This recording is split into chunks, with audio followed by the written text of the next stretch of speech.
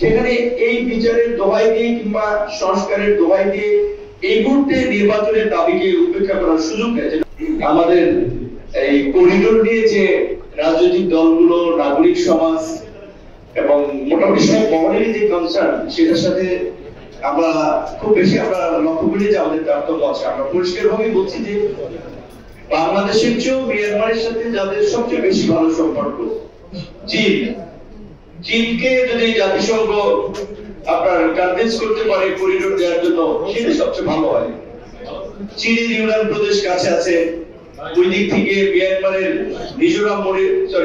ভারতের মিজোরাম মনিরামপুর আছে, তাদেরকে কনভিন্স করতে হবে। তারা বড় রাষ্ট্র, তারা সমস্যাগুলো সামাল দিতে পারবে। কিন্তু বাংলাদেশের মতো একটা এত ছোট ঘনবসতিপূর্ণ রাষ্ট্র এবং আমাদের যে অলরেডি রোহিঙ্গা নিয়ে আমরা যে সংকট আমরা ফেস করতেছি, প্রথমে ছিল 10 লাখ, সেখান থেকে হইতে হইতে এখন হয়েছে বোধহয় 16 থেকে 17 লাখ।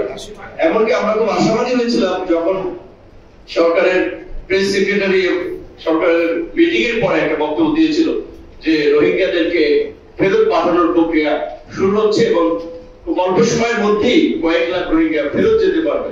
তার বিপরীতে দেখলাম আরো বরঞ্চ এই 9 মাসে এই সরকারের দায়িত্ব নেওয়ার পরেও বোধহয় লাখখানেক, পত্রিকা বলছে 1 থেকে 1.5 লাখ নতুন করে ঢুকেছে। এইটাই আপনারা সামাল দিতে পারেন নাই। আমরা এই মানবিক করিডোর দিয়ে সহায়তা পৌঁছাবেন, সেখানে বিশ্বব্যাপী যে করিডোরের যে এক্সপিরিয়েন্স, সেটা সিরিয়া থেকে বসনিয়া বিভিন্ন জায়গায়, সেখানে আমাদের যথেষ্ট উদ্বেগের কারণ রয়েছে এবং আমরা এটা পরিষ্কারভাবেই মনে করি, যেটা রুবাদ স্যার বলেছেন, যে রাজনৈতিক দলগুলোর এই আলাপ আলোচনা বা নাগরিক সমাজের এই প্রতিক্রিয়ার ফলেও অনেক সিদ্ধান্ত থেকে সেটা রাজনৈতিক সরকার সরে আসে। কিন্তু এই সরকারের আসলে এই রকমের একটা সেনসিটিভ গুরুত্বপূর্ণ বিষয় আমার মনে হয় যে যাওয়ার দরকার ছিল না। তারা এটা কেন করতে গেল সেটাও আমরা একটা সন্দেহ, কারণ এগুলো তো পলিটিক্যাল সরকার আসবে, তারা সিদ্ধান্ত নেবে পার্লামেন্টে আলাপ আলোচনা সাপেক্ষে। তারা একটা ইন্টারিম সময়ের জন্য দায়িত্ব দেওয়া হয়েছে। সংস্কার এবং যারা গত 1.5 দশকের ফাঁসিবাদের সাথে ইনভলভ ছিল, জনগণের উপরে একটা নির্যাতন নিপীড়ন চালিয়েছে, তাদের একটা বিচার প্রক্রিয়ার স্ট্যান্ডার্ড তৈরি করা, বিচারটা শুরু করা।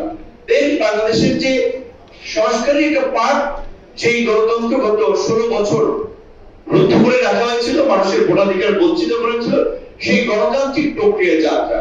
গণতান্ত্রিক সরকার আসবে যাবে, বিচার তো আসলে এটা কোনো শর্ট কোর্স না, 1-2 বছরের মধ্যে আমরা চাইলে সম্পন্ন করে ফেলতে পারবো।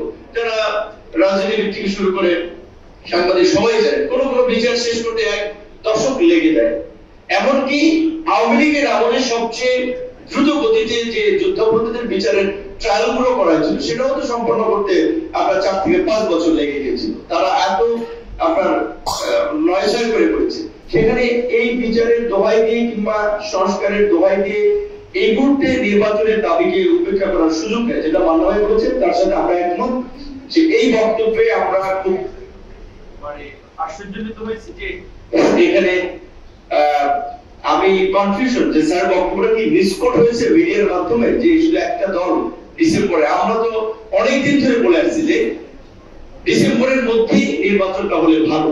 তো এই যে আমরা কি স্পষ্ট কথা বলবো, সেই জায়গা থেকে সর্বশেষ এটাই বলবো, আমরাও যে বাংলাদেশের অভ্যন্তরীণ সংকট, প্রশাসনিক বিশৃঙ্খলা, যেটা আমরা এদিকে দেখতে পাচ্ছি, সরকার চাইলেও প্রশাসন বা রাষ্ট্রযন্ত্রকে ওইভাবে একটা শৃঙ্খলার মধ্যে নিয়ে আসতে পারে, এবং এইটার ফলে এখন স্বাধীনতা সার্বভৌমত্বের একটা সংকট তৈরি হবে যদি নির্বাচন ডিলে হয় এবং বাংলাদেশের গণতন্ত্র বাধাগ্রস্ত হয়।